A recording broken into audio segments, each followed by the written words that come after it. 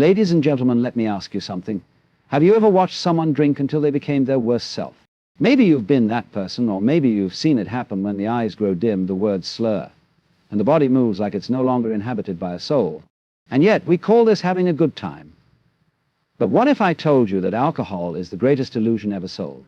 What if I told you that the very thing people drink to feel free is what keeps them trapped? You see, when people drink, they don't do it to enjoy the taste. No one takes their first sip of liquor and says, "Ah, delicious." No, they drink because they want to escape from stress, from loneliness, from the weight of existence itself. But here's the trick. Alcohol doesn't free you. It only pauses your suffering. The pain is still there, waiting patiently for you the next morning, now with a headache and regret as company. Now, I'm not here to play the role of a moral preacher, nor am I telling you how to live your life. What I am here to do is invite you to see things as they are. Think about it. Every advertisement for alcohol shows laughter, friendship, wild nights. But they never show the morning after, the dizziness, the dehydration, the emptiness. Because that wouldn't sell, would it? So why do we drink? Because we've been taught that we must.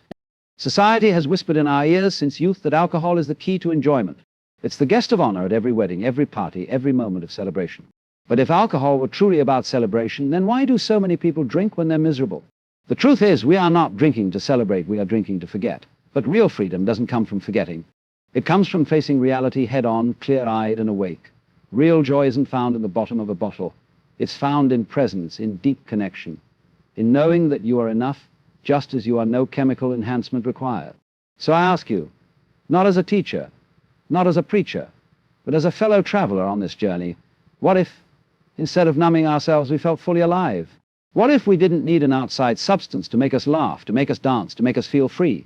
Because the ultimate irony is this: the greatest high, the deepest joy, the most intoxicating experience of all is life itself. Alcohol presents itself as a gateway to freedom, but it is a master illusionist, a trickster that whispers promises it never intends to keep. When someone lifts a glass to their lips, they aren't simply drinking a liquid, they are chasing an idea, the idea that this sip will soften reality, that this bottle will loosen the grip of worry, that this night will be different from all the others.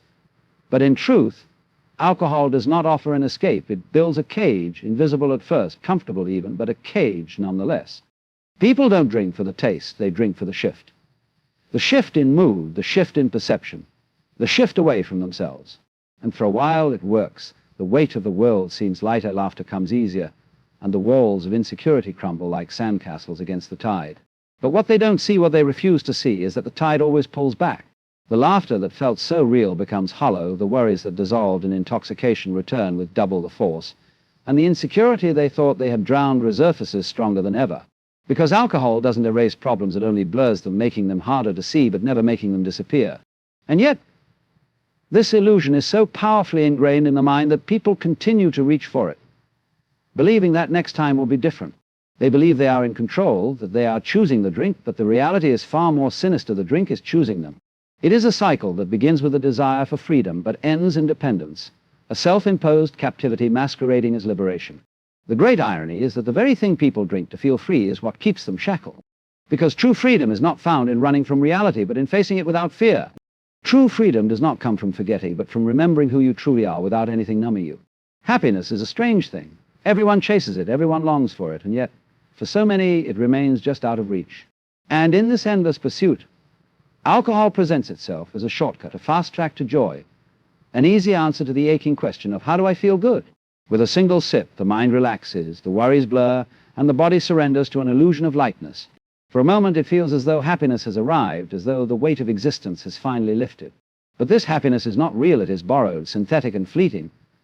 Alcohol does not create joy, it hijacks the brain's chemistry to mimic it.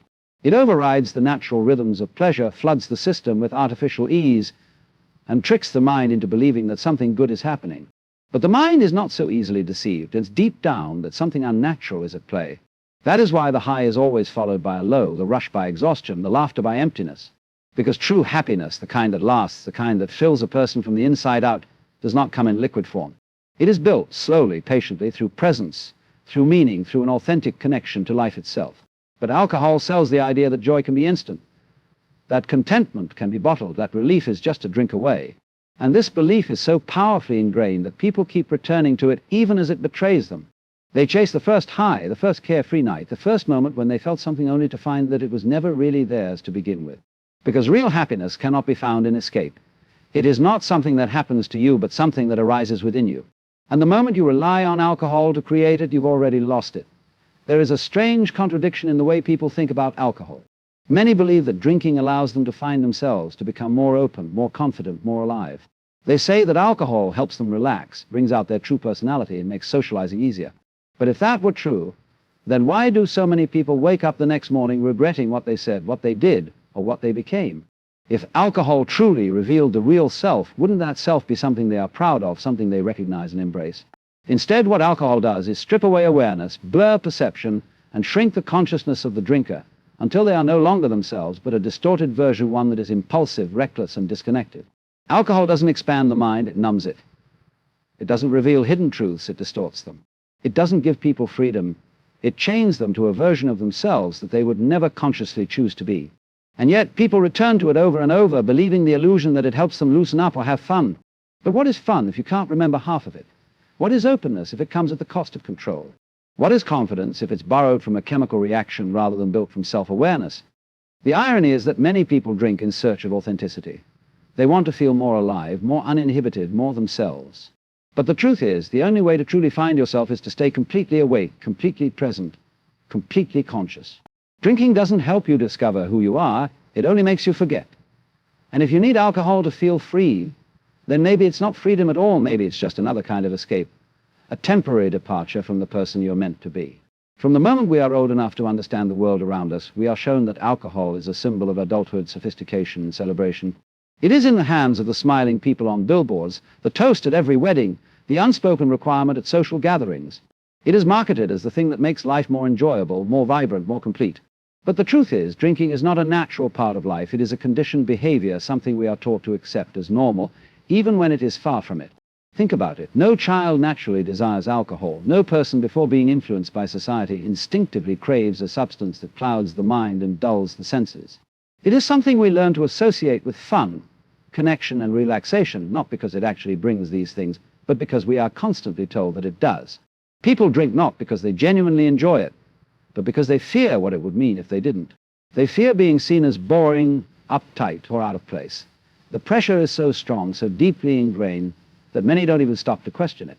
They accept it as part of life, as though it were as natural as breathing. But what if we had never been taught that alcohol was normal? What if we had never seen the glamorous ads, never heard the phrases, just one drink won't hurt, or you have to drink to have fun? Would we still reach for it? Or would we instinctively reject it as something unnatural, something that weakens rather than strengthens, something that dims rather than illuminates? The idea that drinking is just a harmless social ritual is one of the greatest tricks society has ever played. It convinces people to willingly poison themselves, to embrace something that harms them, all because they believe it is expected of them. But the moment you see through this illusion, the moment you realize that you don't need alcohol to belong, to celebrate, or to enjoy life, that is the moment you truly become free. Life is filled with moments worth celebrating. The warmth of friendships, the thrill of achievement, the beauty of simply being alive, these are the things people truly seek. And yet, society has convinced us that alcohol must be a part of these moments, that a celebration is incomplete without a drink in hand. But when did joy become something that needed a chemical boost? When did happiness become something we had to buy, pour, and consume? The truth is, alcohol does not enhance joy, it replaces it. It swaps authentic happiness for an artificial high, one that fades as quickly as it arrives. A true moment of joy is something you feel in your soul, something that lingers long after the moment has passed. But alcohol erases this depth, flattening experience into something temporary, something that vanishes with the last drop. It tricks people into believing they are having fun when, in reality, they are simply numbing themselves from the discomfort of existing. But real joy is never found in escape. It is found in presence, in being fully alive, fully aware, fully engaged with the world around you. A night spent with true laughter, unfiltered and uninhibited by alcohol, is more fulfilling than 100 drunken parties. A conversation that is rich and meaningful, where every word is remembered, is far more valuable than the shallow connections formed in intoxication. True happiness does not come from fogging the mind, but from expanding it, from embracing reality rather than running from it. And yet so many people have been taught that they need alcohol to feel free, that they need it to break out of their shell, to loosen up, to have a good time. But the greatest moments of life are not the ones blurred by intoxication. They are the ones we experience with full clarity, with full awareness, with a heart that is truly open. Because the highest form of celebration is not found at the bottom of a glass, it is found in the depth of our experiences, in the richness of real, unaltered human connection. There is a quiet tragedy in the way people reach for alcohol, believing it will bring them peace, when in reality it pulls them further away from themselves. The world is restless, loud, and demanding, filled with pressures and expectations that weigh heavily on the mind. And so, people drink not always because they love it, but because they seek a break from the noise and escape from their thoughts, a moment where everything feels lighter. But the truth is, alcohol does not silence the noise, it only muffles it. It does not remove the weight, it only tricks the mind into ignoring it for a while. And the moment the effects wear off, reality rushes back in, often heavier than before. Awareness is not always comfortable, but it is the only path to true transformation. People turn to alcohol to avoid pain, to avoid anxiety, to avoid themselves. But what they do not realize is that every time they drink to escape, they are delaying their own growth. They are postponing the lessons that life is trying to teach them, numbing the very discomfort that could have led to real change. Because suffering is not meant to be drowned, it is meant to be understood. And only in understanding it can one truly move beyond it. To be fully alive is to feel everything, the highs, the lows, the quiet moments in between. It is to face reality head-on, not through the blurred lens of intoxication, but with clear eyes and an open heart. It is to experience life in its rawest, purest form without needing an artificial substance to enhance or dull it. Because true peace, true contentment, true freedom does not come from avoiding life's difficulties. It comes from meeting them with clarity and courage. And in the end, the greatest intoxication is so here we stand at the crossroads of awareness and illusion. The world has told you that alcohol is a gateway to joy, confidence, and connection. But if you have listened closely, if you have truly examined its effects, you know that this is a lie, a beautifully packaged deception that promises freedom but delivers captivity. The truth is, you do not need alcohol to celebrate, to belong, to feel alive.